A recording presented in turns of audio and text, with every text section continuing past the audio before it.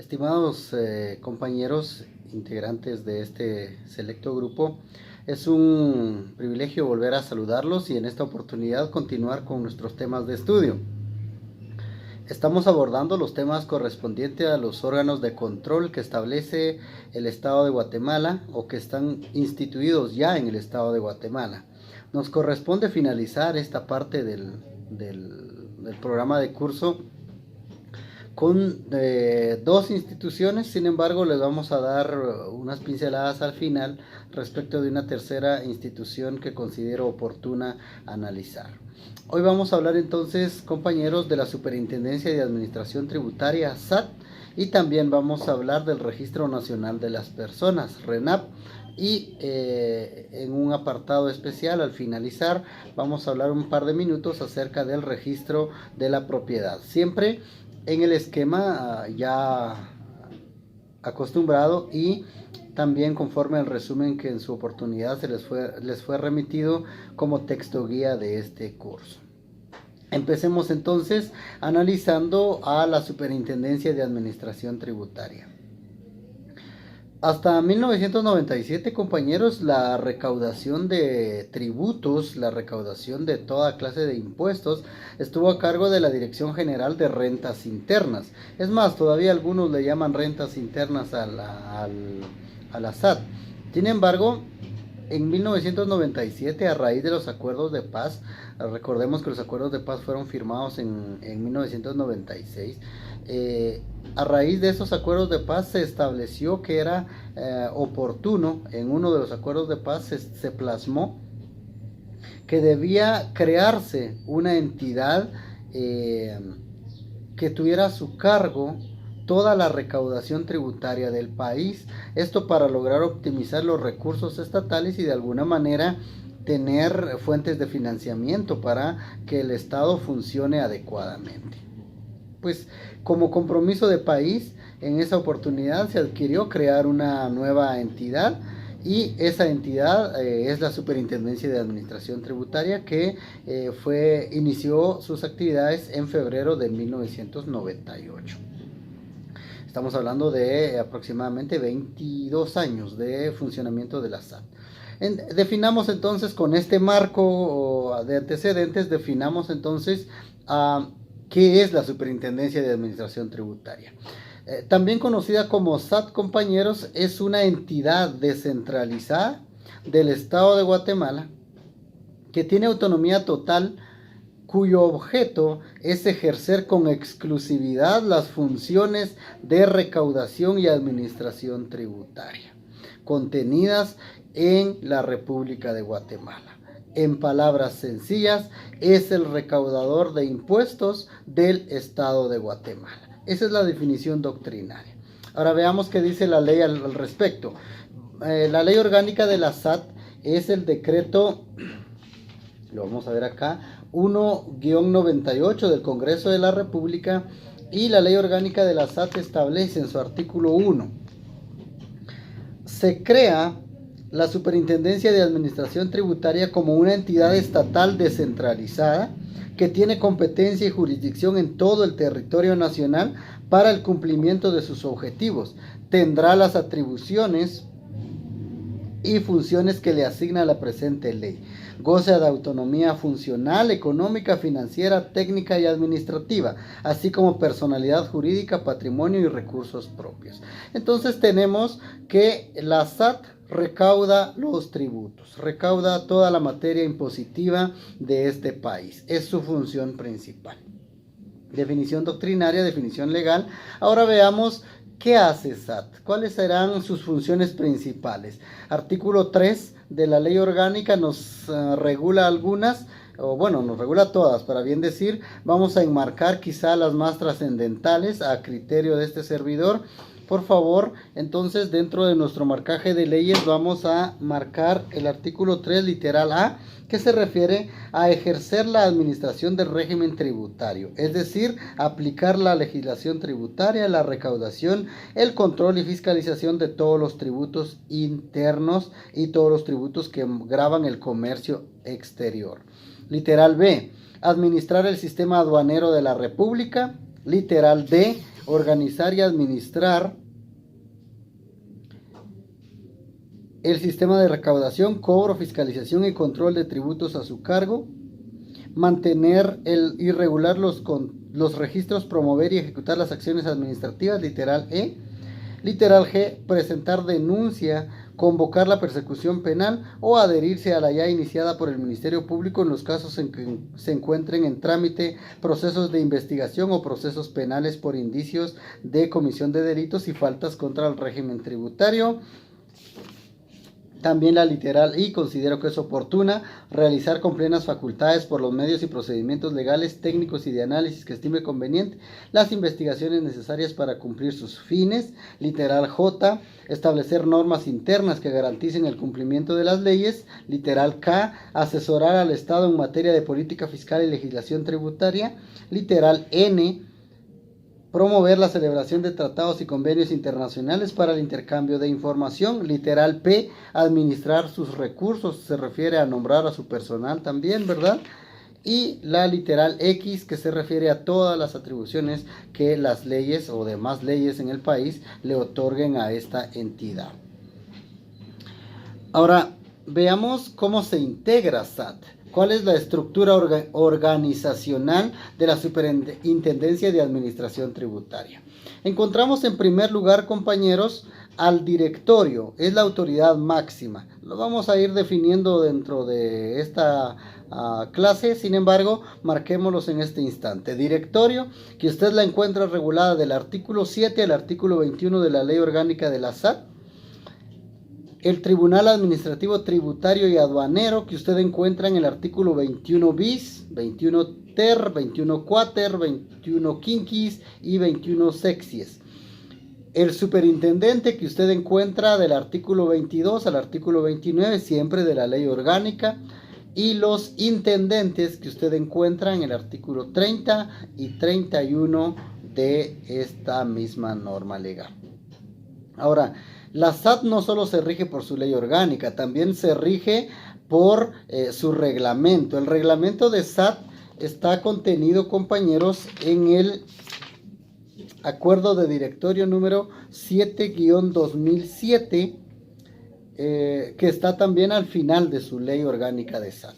Ahí usted encuentra en el artículo 13 del reglamento la jerarquía que yo le estoy mencionando, es decir, el orden estricto, que es directorio, tribunal administrativo, tributario y aduanero, superintendente e intendentes de SAT. Muy bien. Empecemos por la autoridad superior, el directorio. El artículo 7 de la Ley Orgánica de la SAT establece que el directorio es el órgano superior de la SAT. Le corresponde dirigir la política de la administración tributaria y velar por el buen funcionamiento, la gestión institucional y el cumplimiento de las metas de recaudación. Son la autoridad máxima, son quienes dirigen la política fiscal del país a través de la SAT. Entonces veamos, compañeros, su base legal. Artículo 7 dice: el directorio es el órgano colegiado que en calidad de autoridad de la SAT le compete la responsabilidad de tomar decisiones estratégicas para dirigir la política de administración tributaria y aduanera, así como para velar por el buen funcionamiento y la gestión institucional de SAT. Entonces, usted ve que esta entidad o este órgano colegiado es el que toma decisiones. Quiero hacer de su conocimiento que ellos no son autoridad administrativa, es decir, usted no los encuentra en las oficinas centrales de SAT porque son un cuerpo colegiado que se integran cada vez que hay necesidad.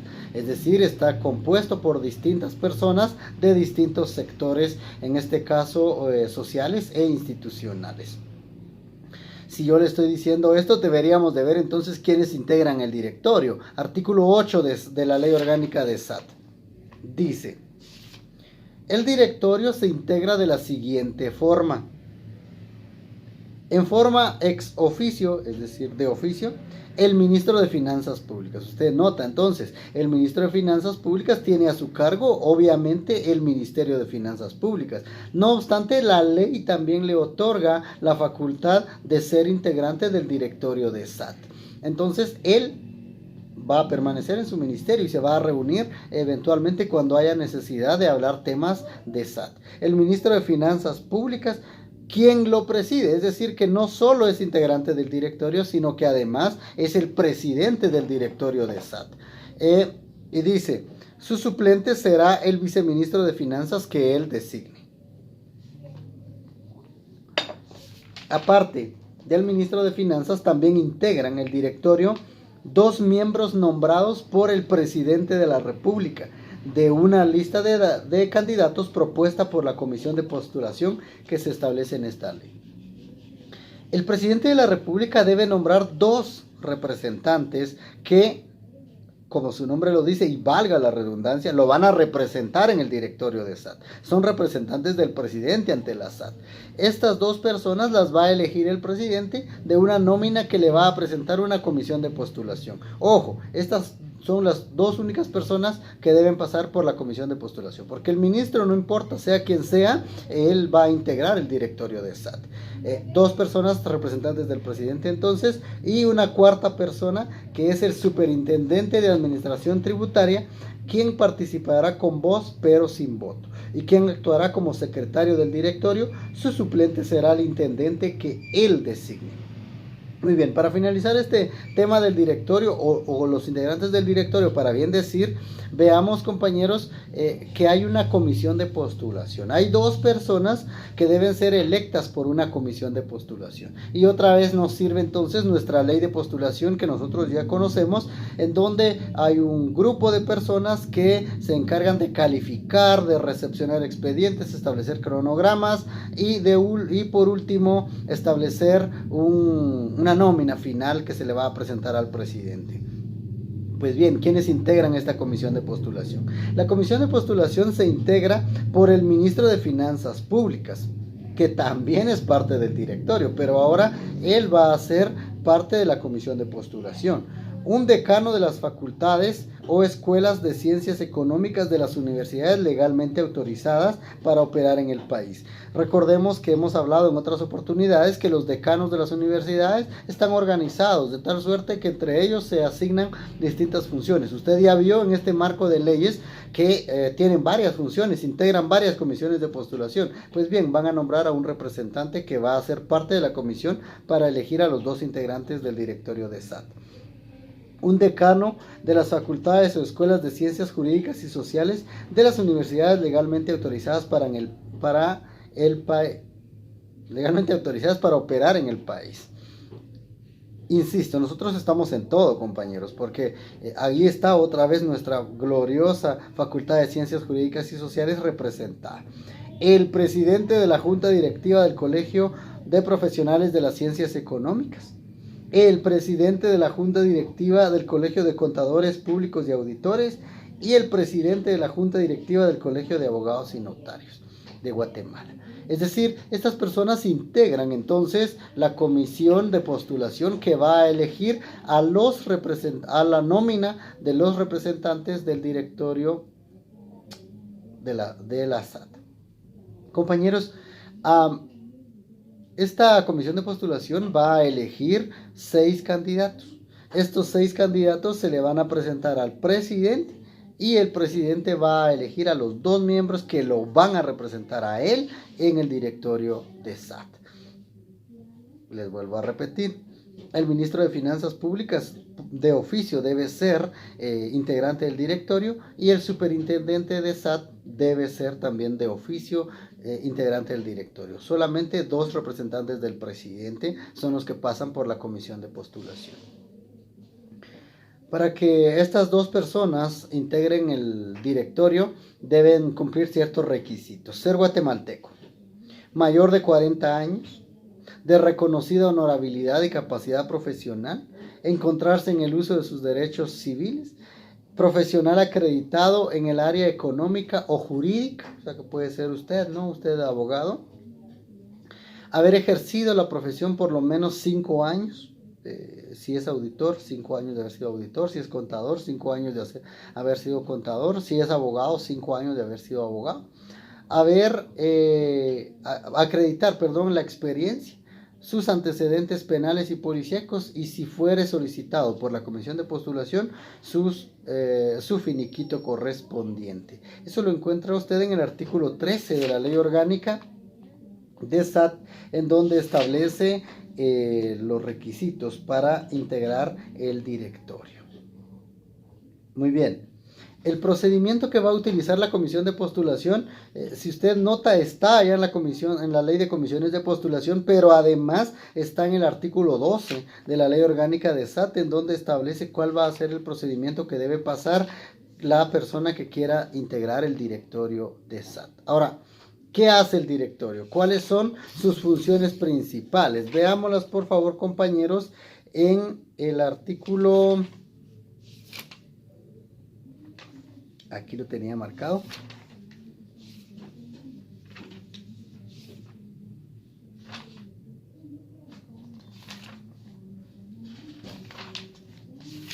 Siete. En el segundo párrafo inician las funciones del directorio. Y ahí usted encuentra aprobar reglamentos internos de SAT. Es decir, a ellos les corresponde emitir las normas que se van a cumplir en SAT, al directorio, ¿no?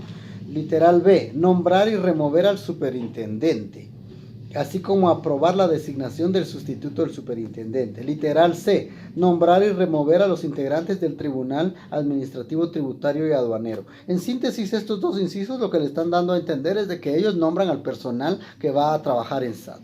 Literal G, evaluar la gestión del superintendente de la SAT. Literal N, para efectos de la aplicación de la Ley de Contrataciones del Estado, es la autoridad superior de SAT.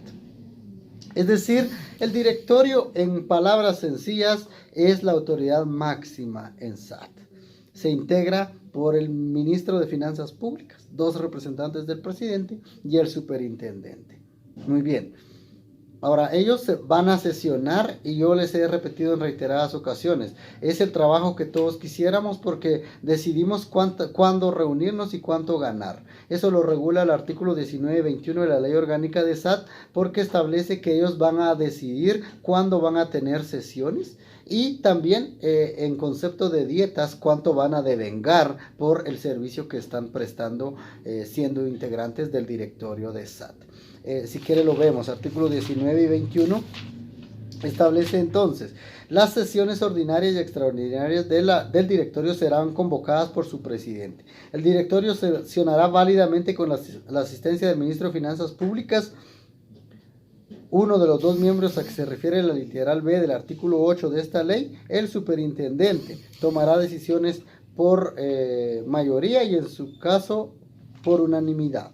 Artículo 21. Dietas. Los integrantes titulares y suplentes del directorio, excepto a los que se refiere a la literal B del artículo 8, percibirán exclusivamente una dieta por reunión. El monto de la dieta será determinado en el reglamento interno de la SAT y en ningún caso podrá realizarse más de una reunión al día. Claro, al día no, pero a la semana sí, dice usted. Entonces tenemos que ellos sesionan las veces que consideren oportunas y las dietas las van a fijar ellos mismos. Siguiente órgano de SAT.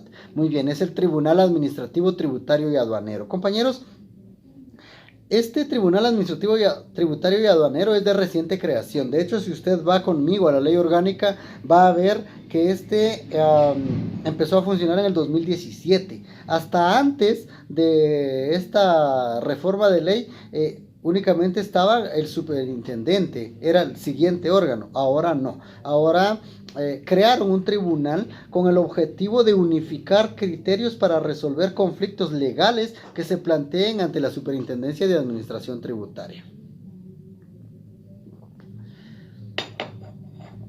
Si a usted le gusta el ámbito tributario, va a darse cuenta que la defensa tributaria, la defensa fiscal de situaciones o faltas, infracciones y delitos que ocurran en SAT, pues requieren un tratamiento especial. Y para ello crearon un tribunal específico que tiene como objetivo resolver todo lo que sea de materia legal en SAT. Esto abrió la puerta para nosotros como profesionales, ustedes como futuros abogados, porque usted va a ver dentro de este trámite que hay 10 personas trabajando en SAT como abogados de SAT que integran este Tribunal Administrativo Tributario y Aduanero. Pues bien, y quedaron en segundo lugar en la estructura organizacional de SAT. Veamos entonces qué es el Tribunal Administrativo Tributario y Aduanero. Artículo 21 bis. Dice, se crea el Tribunal Administrativo Tributario y Aduanero como el órgano colegiado que en calidad de autoridad superior le corresponde con exclusividad las competencias siguientes. De una vez miremos cuáles son las funciones del tribunal. Conocer y resolver todos los recursos en materia tributaria y aduanera previo a instancias judiciales, y que por disposición del Código Tributario, Ley Nacional de Aduanas, Código Aduanero Uniforme Centroamericano y su reglamento sean de su competencia y las demás leyes y reglamentos aplicables. Literal B. Ordenar el diligenciamiento de las pruebas periciales necesarias para el conocimiento o mejor apreciación de los hechos sobre los que ha de resolver, así como medidas o diligencias para mejor resolver. Literal C. Cumplir con las demás funciones que se le establecen en esta ley y en otras aplicables. Entonces nosotros decimos, para resolver conflictos en SAT se creó el tribunal. Es su objetivo, resolver todo lo que sea materia legal. ¿Cómo se integra? El Tribunal Administrativo Tributario y Aduanero, compañeros, se integra de acuerdo al artículo 21 ter con 10 miembros. Dice, para el cumplimiento de sus funciones, el Tribunal Administrativo Tributario y Aduanero se constituye en Tribunal Administrativo o Tribunal Aduanero, según corresponda al tipo de impugnación que debe resolver. Se integra por 10 miembros.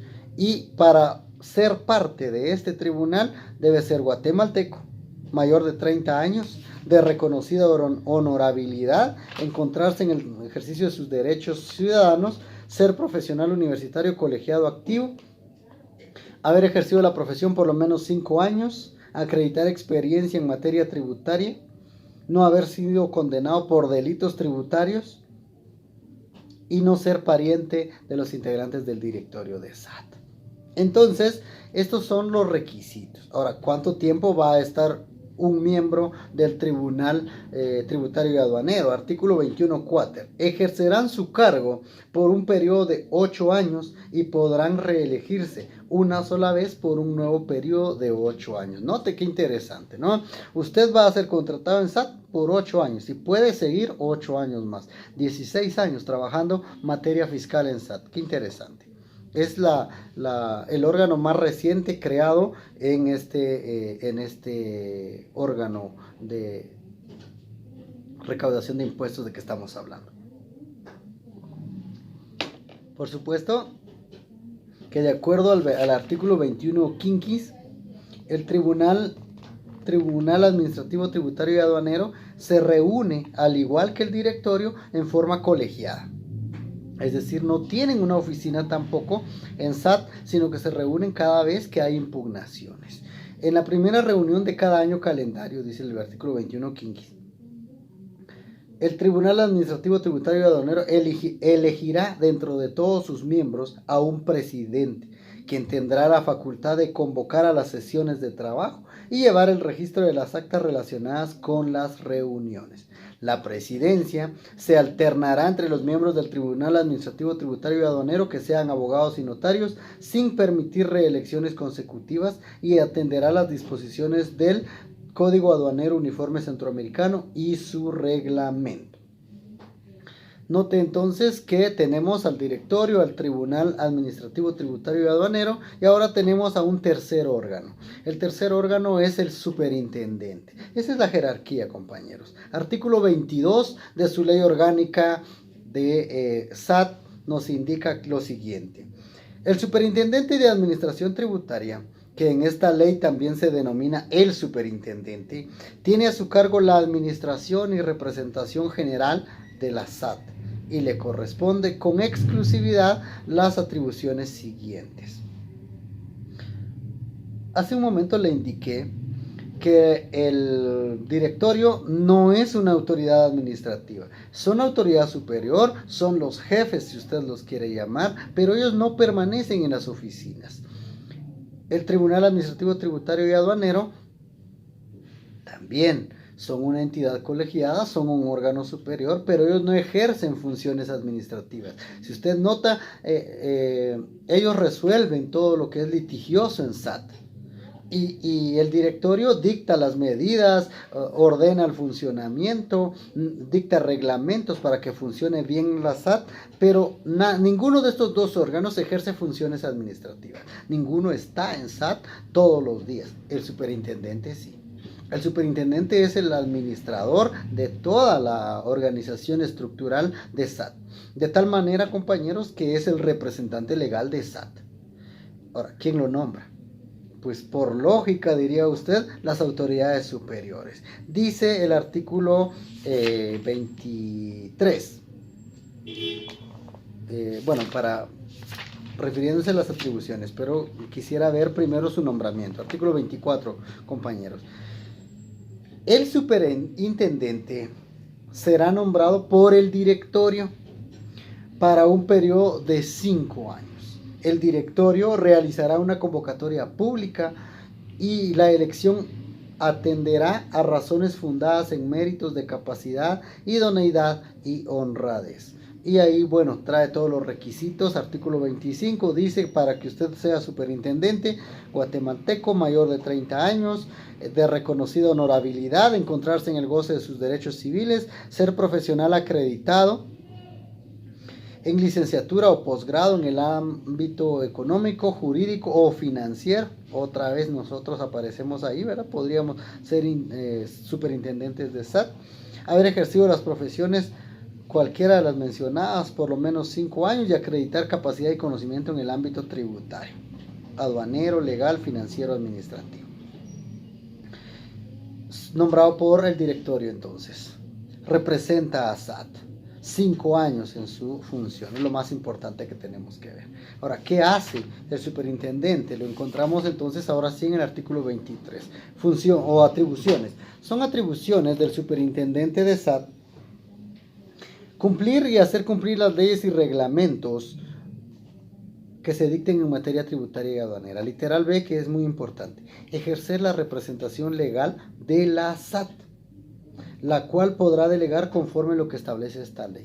La ley orgánica establece que el superintendente puede delegar su representación a través de mandatarios judiciales. Y ahí nos vamos otra vez a, con ustedes creo que no lo habíamos mencionado, pero la ley del organismo judicial establece el procedimiento para nombrar mandatarios judiciales, que en este caso serían abogados que representan judicialmente a SAT. Y eso es una práctica muy común en la Superintendencia de Administración Tributaria, en donde hay abogados que son mandatarios judiciales exclusivos para asuntos legales. Sin embargo, por regla general, el representante legal de SAT es el superintendente. El cuarto órgano que nosotros vemos acá como estructura de la Superintendencia de Administración Tributaria son las intendencias. Artículo 30. Las intendencias se estructuran y organizan bajo criterios de eficiencia y eficacia, conforme a las competencias, funciones y atribuciones que en el reglamento interno de la SAT se asigne a cada una de ellas. Las funciones que competan a las intendencias pueden ser delegadas a las unidades que la SAT establezca en las regiones o departamentos de la República para el cumplimiento de sus fines. Compañeros, SAT nombra a sus intendentes, es decir, las personas que están en las oficinas departamentales de SAT son intendentes. Estas son nombradas también por el directorio y ejercen sus funciones en el departamento o municipio o lugar en donde sean acreditadas. Por ejemplo, las fronteras, las aduanas, ahí están agencias tributarias y ahí hay un intendente. Ahora, hay intendencias existentes actualmente y lo vamos a encontrar en el artículo, en el reglamento de la ley orgánica de SAT, lo vamos a encontrar en el artículo 30. El artículo 30 quater establece que está la Intendencia de Atención al Ciudadano. Esas son las intendencias existentes actualmente. El artículo 31 habla de la Intendencia de Aduanas. El artículo 32 de la Intendencia de Recaudación. El artículo 33, déjenme ubicarlo.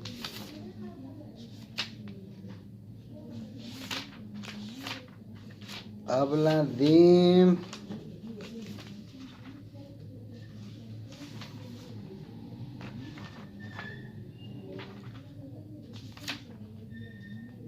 la Intendencia de Fiscalización, perdón.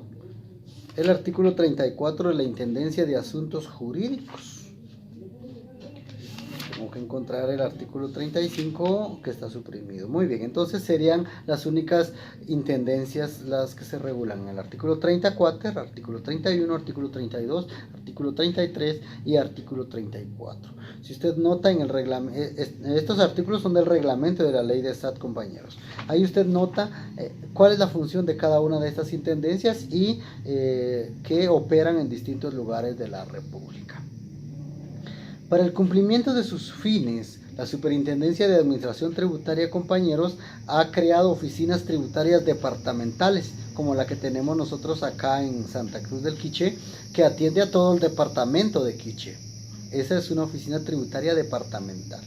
Pero también tiene oficinas tributarias regionales que están distribuidas en la República de Guatemala de acuerdo a la región que atienden. Por ejemplo, en Quetzaltenango tenemos una oficina regional de SAT que atiende a todo el sector de Retaluleu, Suchitepeques, San Marcos, Huehuetenango, Quiché y Solola. Atiende a esta región con trámites que normalmente no hay en las oficinas departamentales, entonces acudimos a las oficinas regionales. Y por último, las oficinas tributarias nacionales que se encuentran en la capital de la República. Esto está establecido en su artículo 13 del reglamento de la ley orgánica de SAT. Ahí encuentra usted la estructura orgánica de SAT y a grosso modo, compañeros, así está estructurado, para bien decir, este órgano que el día de hoy estamos viendo.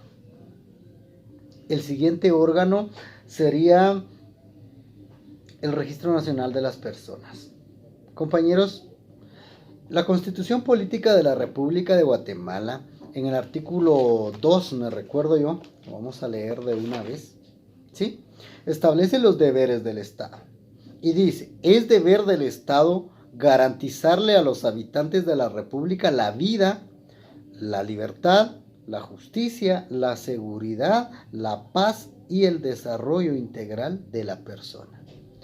Cuando hablamos de la seguridad, no nos referimos únicamente, compañeros, a velar por la integridad física de los ciudadanos, sino también nos referimos a la seguridad registral de los actos que ocurren en la vida de cada uno de nosotros como ciudadanos guatemaltecos. De ahí que encontramos entonces dos entidades que velan por la seguridad registral de los actos que tienen que ver con nuestra vida civil. La primera entidad que nosotros encontramos es el Registro Nacional de las Personas. El Registro Nacional de las Personas, compañeros, es una entidad que nace a raíz de el desorden administrativo que existía con los registros civiles. Para quienes ya tienen algunos años de recorrido, dirían ustedes, tendrán en cuenta que hasta antes del Registro Nacional de las Personas operaba un registro civil en cada municipalidad del país. Es decir, el registro de la vida civil de las personas se llevaba a cabo en las municipalidades. Sin embargo, esto creó un desorden, creó también muchas identidades falsas, muchos documentos duplicados, muchos errores en las inscripciones registrales. Ahora también, pero estamos en otra entidad, diría usted. Que no me vea nadie de RENAP, disculpas respectivas. Ahora, esto hizo que el Estado de Guatemala buscara un mecanismo para brindarnos seguridad registral, para brindar que el nombre que usted tiene lo tenga solo usted, que el código de identificación que usted tiene lo tenga solo usted, que si usted extravía su documento de identificación, tenga la certeza de que va, lo recupera y nadie va a hacer mal uso de ese documento personal porque hay un chip, hay un registro de huellas, hay toda una infraestructura que en teoría nos debiera brindar seguridad a nosotros. Esto no ocurría con los registros civiles. Ustedes recordarán, insisto, para quienes lo vieron, y si no, pues queda para que lo vean en algunos videos, algunos con sus señores padres, sus abuelos, ¿no? Que hasta antes de la vigencia de la ley orgánica de RENAP, lo que teníamos era una cédula de vecindad. Yo me acuerdo muy bien de mi registro de mi cédula, ¿no? Del número de mi cédula. Entonces, nosotros nos identificábamos con ese documento. Pero era un documento de cartón, era una libretita, ¿no? Que podía falsificarse fácilmente. Y de hecho existió mucha duplicidad de esa documentación.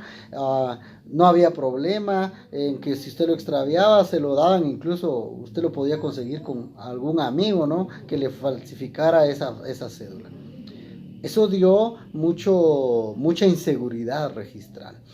En este ámbito de inseguridad en que nos encontrábamos y con el avance de la tecnología, pues el Estado de Guatemala, a través del organismo ejecutivo, creó una entidad que se dedicara entonces a brindarle seguridad registral a los guatemaltecos. Eso, en teoría, por eso lo decía hace un rato, tiene muchas falencias nuestra entidad todavía. Sin embargo, nos encontramos ya en una era en donde se supone estamos modernizando ese servicio a la población para brindarle la seguridad registral, porque es un deber del Estado de Guatemala.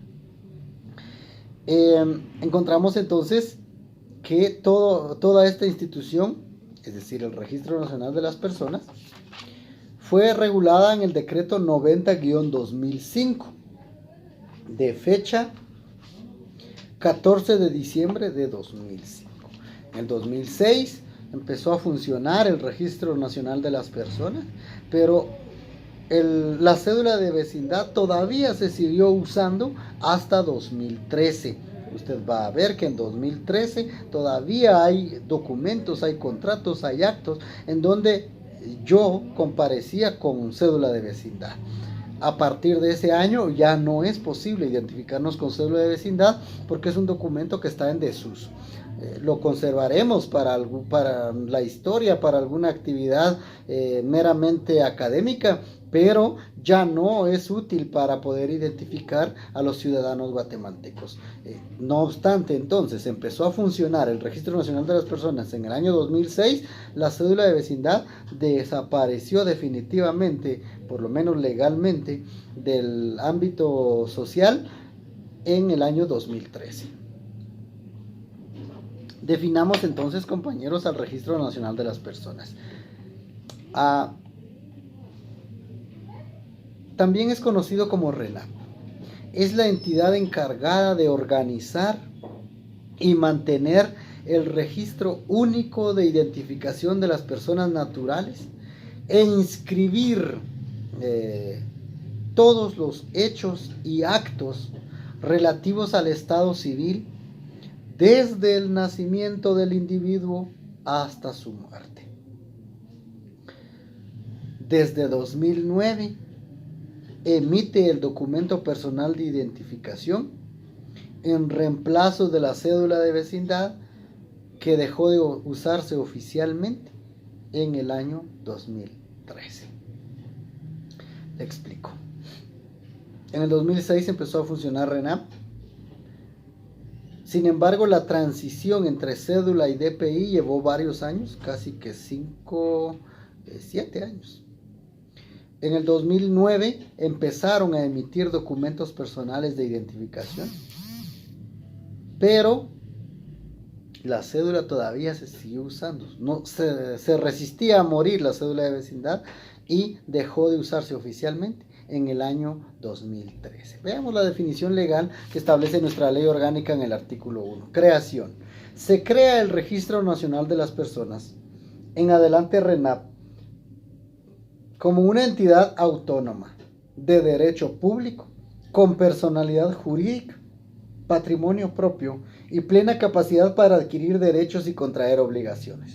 La sede del RENAP está en la capital de la República. Sin embargo, para el cumplimiento de sus funciones deberá establecer oficinas en todos los municipios de la República. Podrá implementar unidades móviles en cualquier lugar del territorio nacional y en el extranjero a través de las oficinas consulares.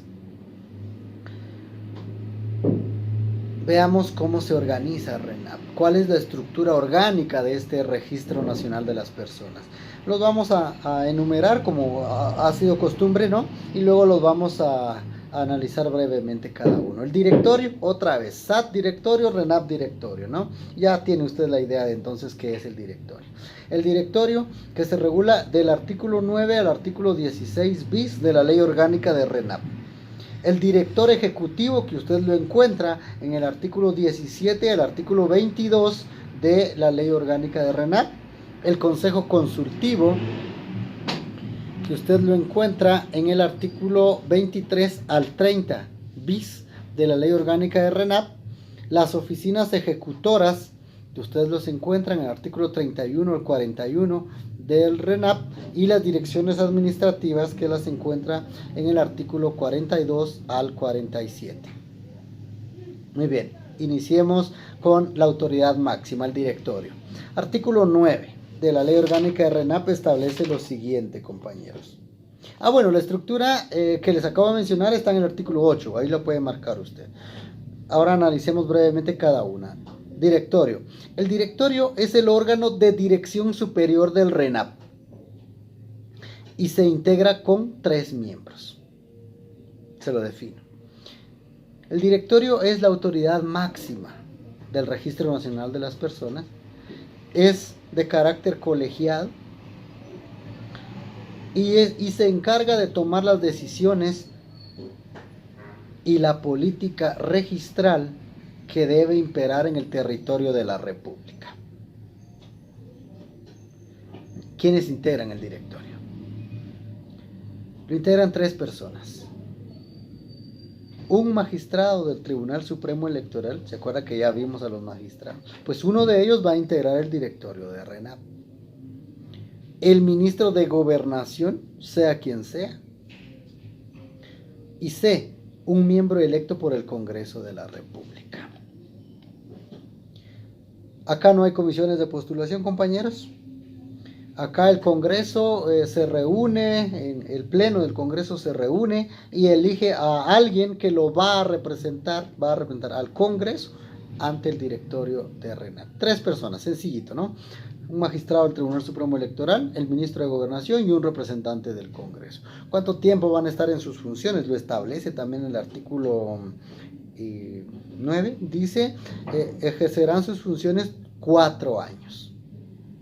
Y ahí dice cómo se va a elegir por parte del Congreso a esta persona que integra el directorio.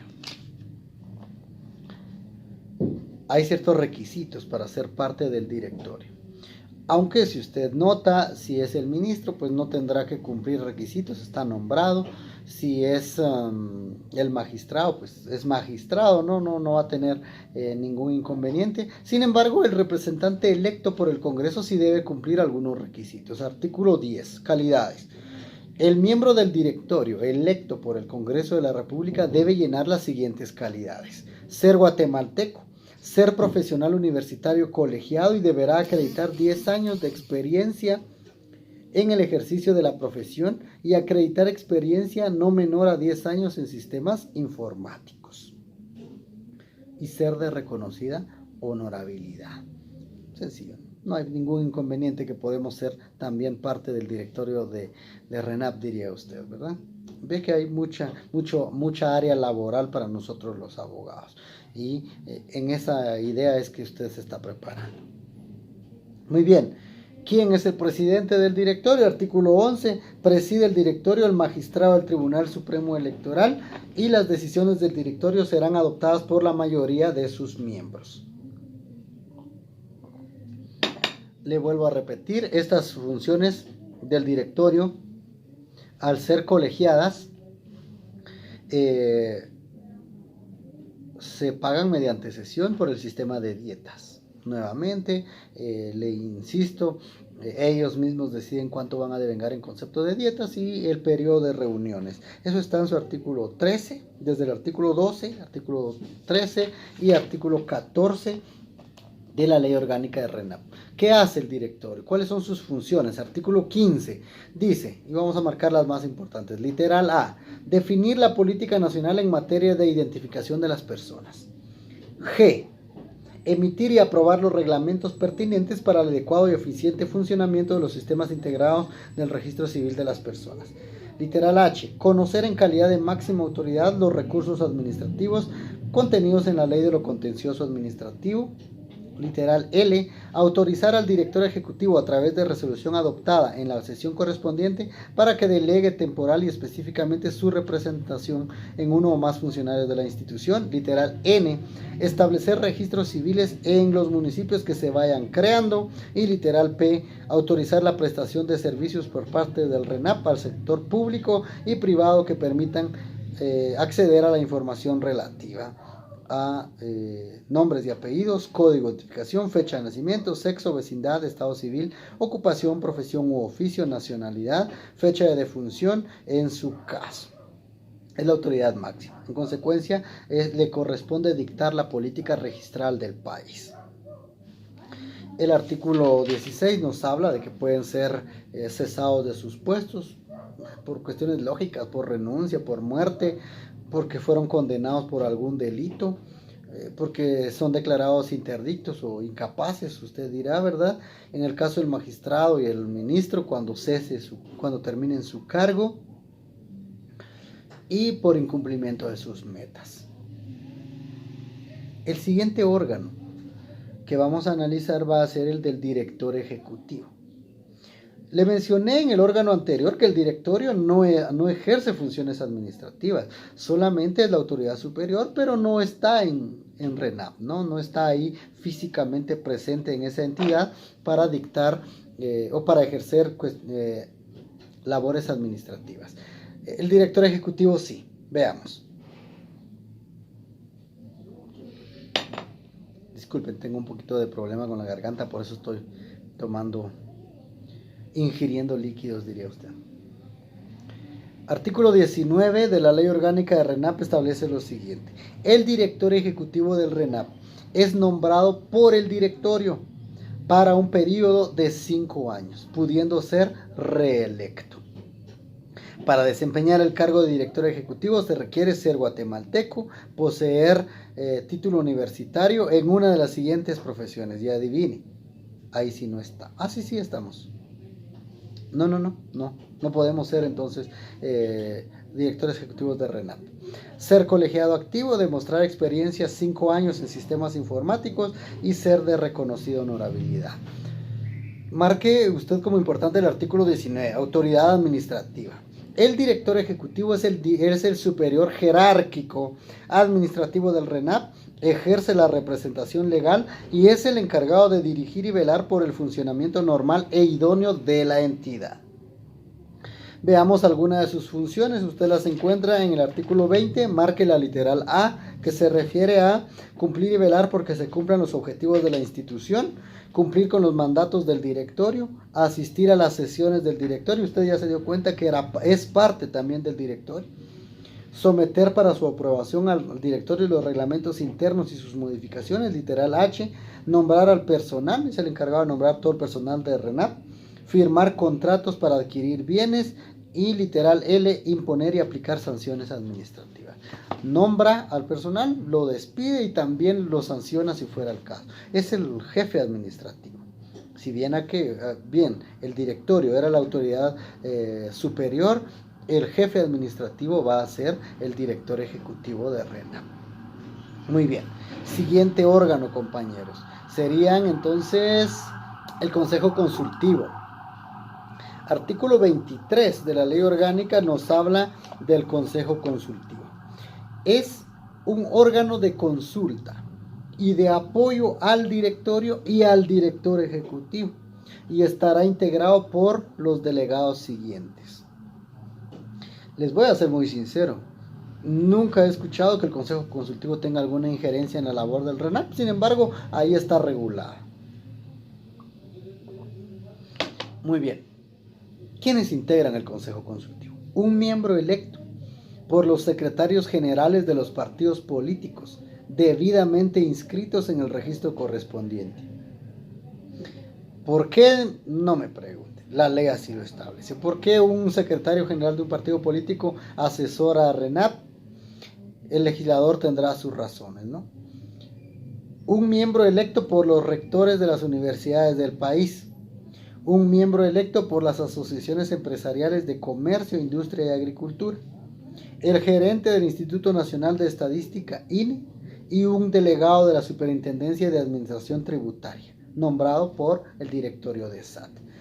5 personas entonces, compañeros, integran el Consejo Consultivo de SAT, de RENAP, perdón, que tiene como función asesorar al directorio y asesorar al director ejecutivo. ¿Quiénes pueden ser? Artículo 23 bis, guatemalteco, profesional universitario y de reconocida honorabilidad. No es mucho lo que se pide, ¿no?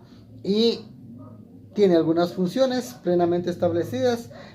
Marquemos la literal B, que me parece la más importante. Servir como ente consultivo del directorio y del director ejecutivo sobre cualquier asunto técnico y administrativo de RENAP y fiscalizar en todo momento el trabajo de RENAP. Artículo 24, literales B y C. Muy bien, compañeros. Estos señores del Consejo Consultivo obviamente se reúnen también por el sistema de cesión y pago de dieta. Artículo 27 de la Ley Orgánica de RENAP, usted va a encontrar ahí este tema. Muy bien. Siguiente órgano administrativo de SAT o siguiente órgano en la estructura. Van a ser las oficinas ejecutoras. Son las dependencias que utiliza el Registro Nacional de las Personas para brindar el servicio para el que fue creado. ¿Se recuerda para qué fue creado RENAP? Para inscribir, primero, para extender el documento personal de identificación y segundo, para inscribir todos los actos de la vida civil de usted, persona física, persona natural, desde que nace hasta que muere. Todo lo que ocurre en su vida va a ser inscrito en el Registro Nacional de las Personas. Pues bien, para inscribir estos actos están las oficinas ejecutoras. Son las que brindan el servicio para el que fue creado el RENAP. Allá teníamos entonces al directorio dictando las políticas en materia registral. Allá teníamos al director ejecutivo siendo el jefe de RENAP. Ahora tenemos a las oficinas ejecutoras brindándole el servicio. Y ahí va a encontrar usted en estas oficinas ejecutoras a los registradores civiles, ¿no? A las personas que se encuentran en cada oficina ejecutora. Artículo 31 es la que nos regula esto. Y lo mejor es que nos indica de una vez cuáles son estas oficinas ejecutoras. Dice: el registro central de las personas es la dependencia encargada de centralizar la información relativa a los hechos y actos inscritos en los registros civiles de las personas, de la organización y mantenimiento del archivo central y administra la base de datos del país. Muy bien. ¿Quiénes son oficinas ejecutoras? Primero, registro central de las personas. Y ahí nos habla la ley de quién debe ser un registrador civil. Usted lo encuentra, artículo 34. Es trabajo para nosotros, compañeros. Ya podemos aplicar a estos puestos. Vea, dice: los registradores civiles de las personas referidos en el artículo anterior deberán tener las calidades siguientes: ser guatemalteco, todos somos guatemaltecos; acreditar estudios completos de educación media, preferentemente ser abogado y notario, o por lo menos 3 años de estudios universitarios en la carrera profesional de abogado y notario. Estamos hablando con 7º semestre y ya tenemos los 3 años de la carrera de abogado. Ser de reconocida honorabilidad, todos ustedes son muy honorables, y cualquier otro reglamento que se establezca en el reglamento. Muy bien. ¿Quién más es oficina ejecutora? Artículo 31, luego encontramos el artículo 36, Departamento de Ciudadanos, luego encontramos el artículo 37, la Dirección de Procesos, luego encontramos el artículo 38, la Dirección de Verificación de Identidad y Apoyo Social. Luego encontramos el artículo 39, que es la Dirección de Capacitación. Y en teoría estas serían nuestras oficinas ejecutoras, los que llevan a cabo los procesos para los cuales fue creado el RENAP. Muy bien, compañeros, el siguiente órgano son las direcciones administrativas, se lo defino. Son las dependencias que velan por el buen funcionamiento institucional, el manejo adecuado de los datos y la transparencia y eficacia en el Registro Nacional de las Personas. Es decir, estas entidades están en sede central de RENAP, velando porque todas las unidades ejecutoras funcionen adecuadamente y brinden el servicio de forma transparente, de forma eficiente. Usted tendrá sus críticas, tendrá su criterio o tendrá los aspectos positivos de esta entidad. Pues las oficinas administrativas son las que velan porque las oficinas ejecutoras brinden el servicio en forma adecuada. ¿Cuáles existen actualmente? Artículo 42, la Dirección de Informática y Estadística. Artículo 43, la Dirección de Asesoría Legal. Artículo 44, la Dirección Administrativa. Artículo 45, la Dirección de Presupuesto. Artículo 46, la Dirección de Gestión y Control Interno. Son las oficinas entonces de materia administrativa que le brindan su apoyo a las oficinas ejecutoras de RENAP. En toda esta plática que tenemos, compañeros, hemos visto que el Registro Nacional de las Personas básicamente tiene dos funciones. Yo sé, son trascendentales, son muy importantes, pero la ley las ha resumido en dos, y para que nosotros las entendamos. La primera función es emitir el documento personal de identificación. Todo eso lo encuentra en su artículo 50 al 66 de la Ley Orgánica del RENAP. Ahí va a ver usted, de hecho vamos a leer el artículo 50. El documento personal de identificación, que podrá abreviarse DPI, es un documento público, personal e intransferible de carácter oficial. Todos los guatemaltecos y extranjeros domiciliados mayores de 18 años inscritos en el RENAP tienen el derecho y la obligación de solicitar y obtener el documento personal de identificación.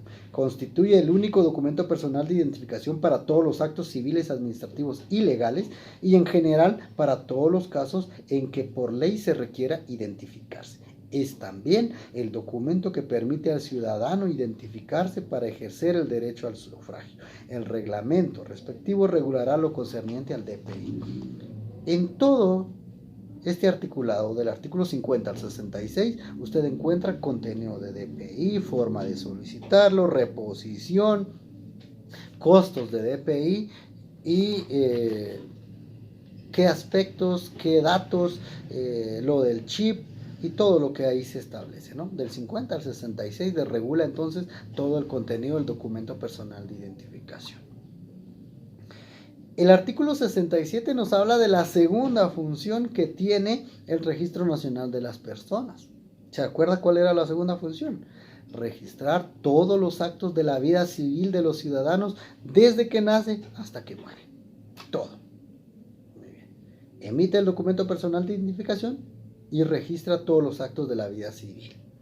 Muy bien, compañeros. En el artículo 67 dice: el registro civil de las personas es público y en él se inscriben los hechos y actos relativos al estado civil, capacidad civil y demás datos de identificación personal de las personas naturales. El reglamento de inscripciones determinará lo concerniente a este respecto. Artículo 68. Las inscripciones de los hechos y actos del estado civil, capacidad civil y demás datos de identificación de las personas naturales, así como sus modificaciones, son obligatorias ante el registro civil de las personas. ¿Qué inscribe RENAP? ¿Cuáles son las inscripciones que realiza? Ya dijimos que son todos los de los actos civiles que ocurren durante nuestra vida. ¿Cuáles, por ejemplo? Artículo 70. Le indica a usted cuáles son todos los registros que tiene el registro civil de las personas de RENAP.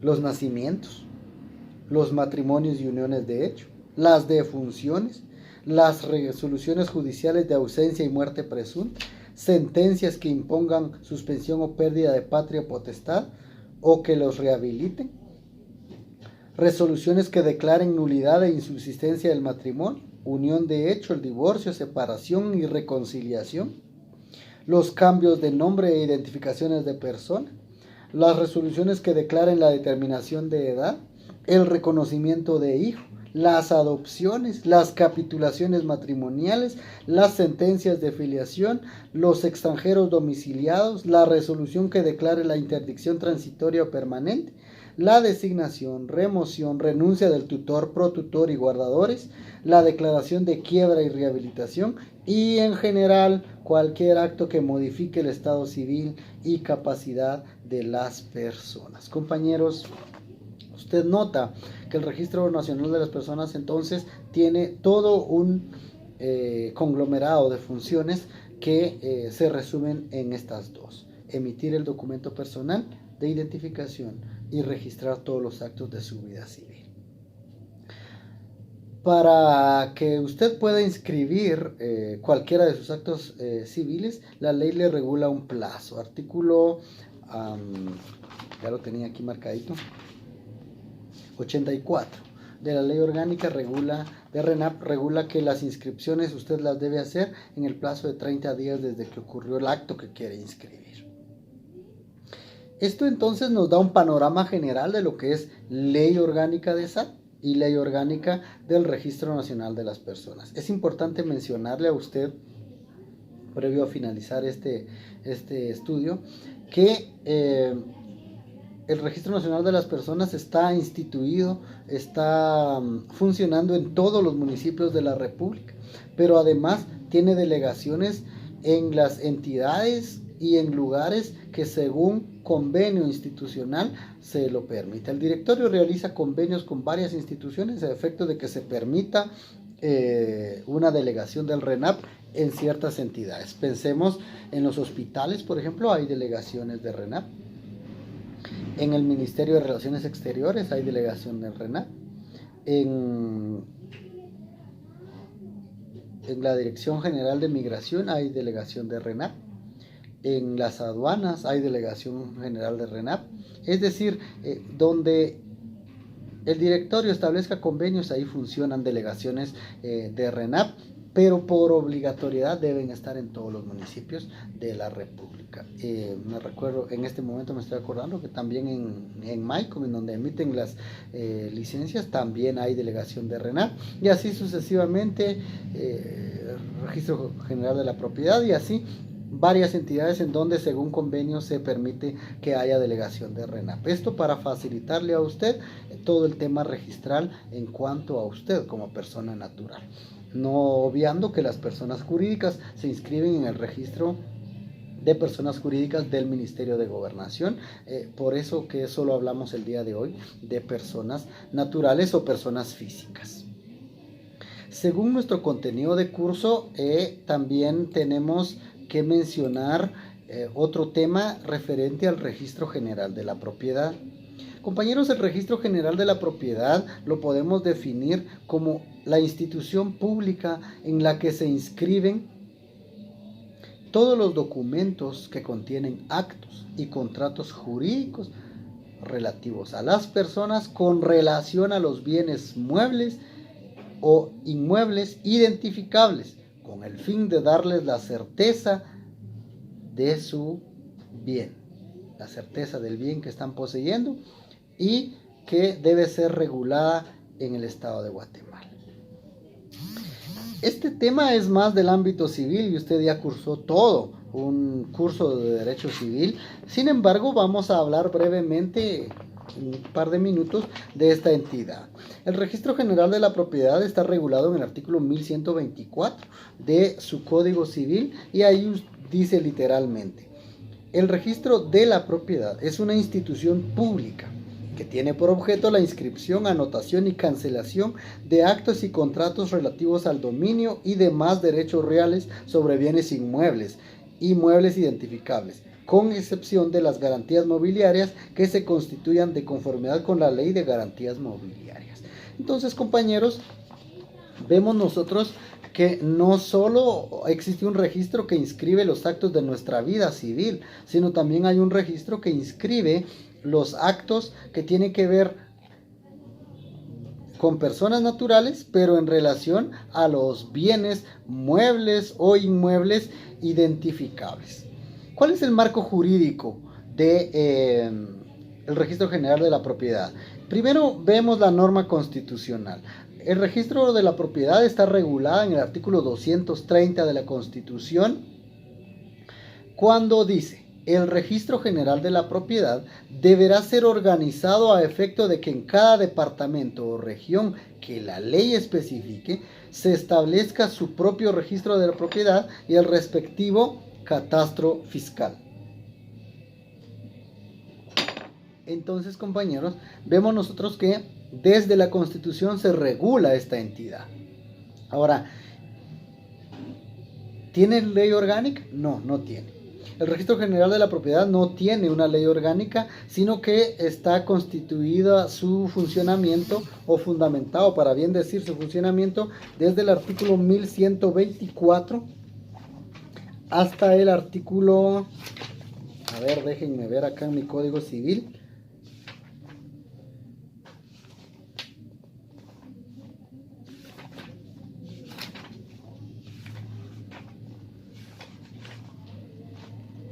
Ese sí no lo tenía preparado, diría usted. Hasta el artículo 1250. 1124 al 1250. 125 artículos regulan el Registro General de la Propiedad. Y ahí encontramos entonces como norma ordinaria de este registro la regulación legal. Ahora, no crea, esos no son los únicos artículos que regulan el Registro General de la Propiedad. Existen otras normas que, si bien es cierto, no son, ¿cómo le digo? No son la principal base legal del Registro General de la Propiedad, sí tienen relación con esta entidad. Encontramos, por ejemplo, la Ley de Inmovilización Voluntaria de Bienes Registrados, la Ley Reguladora del Procedimiento de Locación y Desmembración de Derechos sobre Bienes Inmuebles Proindivisos, la Ley de Titulación Supletoria, la Ley de Parcelamientos Urbanos, la Ley de Rectificación de Área, la Ley de Asentamientos Urbanos, la Ley Preliminar de Urbanismo, el Código de Notariado, que también tiene algunos aspectos que regulan el registro de la propiedad, el Código de Comercio, y así en forma general serían las normas que regulan al registro de la propiedad. Entonces usted vio artículo 230, norma constitucional, Código Civil, norma ordinaria, y las leyes que estamos mencionando también tienen un reglamento. El reglamento del Registro General de la Propiedad es el Acuerdo Gubernativo 30-2005 del Ministerio de Gobernación, que se denomina Reglamento de los Registros de la Propiedad. Ahora, ¿qué se inscribe en el Registro de la Propiedad? Veamos, compañeros, qué se inscribe en este registro. Artículo 1125. Se inscribe, del Código Civil estamos hablando, los títulos que acrediten el dominio de los inmuebles y de los derechos reales sobre los mismos, los títulos traslativos de dominio de los bienes inmuebles, la posesión que conste en título posesorio, actos y contratos que transmitan en fideicomiso los bienes inmuebles, las capitulaciones matrimoniales, los títulos en que conste que un inmueble se sujeta al registro de propiedad horizontal, los ferrocarriles, tranvías, canales, muelles u obras públicas y cualquiera que impongan obligaciones sobre estos bienes, los títulos en que se constituyan derechos para explotación de minas e hidrocarburos, las concesiones otorgadas por el Ejecutivo, la posesión provisional o definitiva de bienes del ausente, la declaratoria judicial de interdicción y cualquier sentencia firme que modifique la capacidad de las personas propietarias de derechos, los edificios que se construyan en predio ajeno con consentimiento del propietario y en general cualquier otra inscripción que tenga que ver con los bienes muebles e inmuebles registrables en la República.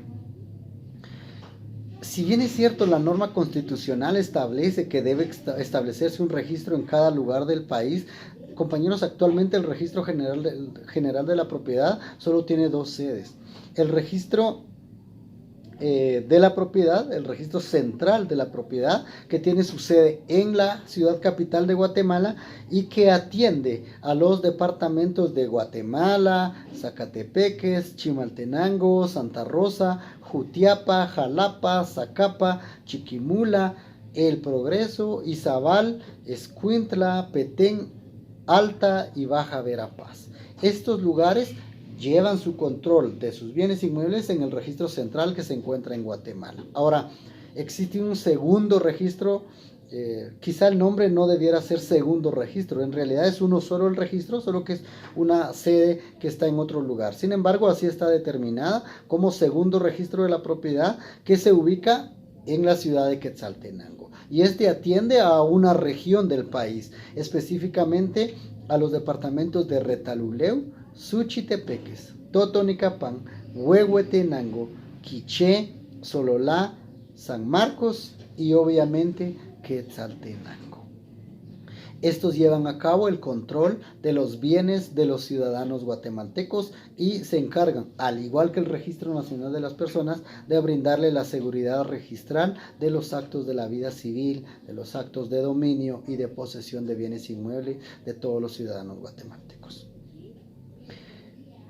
Compañeros, hemos hecho a lo largo de este curso y por las circunstancias que se han dado, un análisis de la estructura organizacional del Estado. Me voy a tomar un par de minutos para indicarle a usted que vimos entonces que hay 3 organismos del Estado. Si bien es cierto, el organismo judicial y el organismo legislativo no los detallamos porque son parte del curso anterior, vemos entonces que está el legislativo, el judicial y el ejecutivo. Vimos toda la estructura del organismo ejecutivo, desde sus ministerios, desde la presidencia hasta las direcciones generales. Y vemos ahora entonces que hay órganos que controlan la labor o que coadyuvan en la labor de los organismos del Estado. Estos órganos no dependen de ninguno de los organismos. Allá vimos con ustedes, compañeros, a la Procuraduría General de la Nación, el Ministerio Público, la Corte de Constitucionalidad, el Tribunal Supremo Electoral, la Superintendencia de Administración Tributaria, el Procurador de Derechos Humanos, el Registro Nacional de las Personas, el Registro de la Propiedad, cumpliendo una labor cada una que coadyuva a brindarle la tranquilidad a sus ciudadanos. Todo lo que no vimos constituye empresas privadas y organizaciones no gubernamentales. Pero nuestro objetivo es darle a usted un panorama general de cómo está organizado el Estado, cómo se constituye, cómo cumple su labor. Y si usted ve, todo el Estado es una cadena que de alguna manera...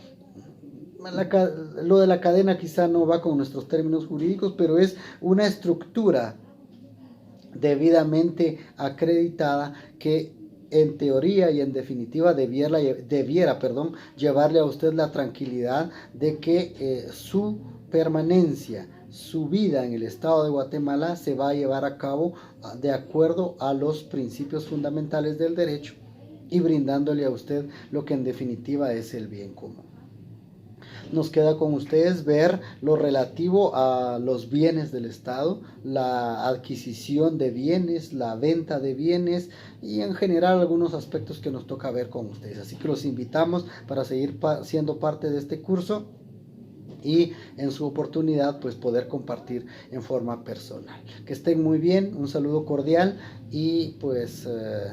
mis recomendaciones de siempre, o la recomendación de siempre es que tengan precauciones. Gracias a Dios, poco a poco iremos saliendo de esta enfermedad y regresaremos a la normalidad respectiva. Estamos a la orden en cuanto a las dudas, las ampliaciones, las aportaciones, pues también estamos abiertos al diálogo a través de las vías de comunicación que ustedes ya conocen. Saludos cordiales, que estén muy bien y éxitos en sus actividades.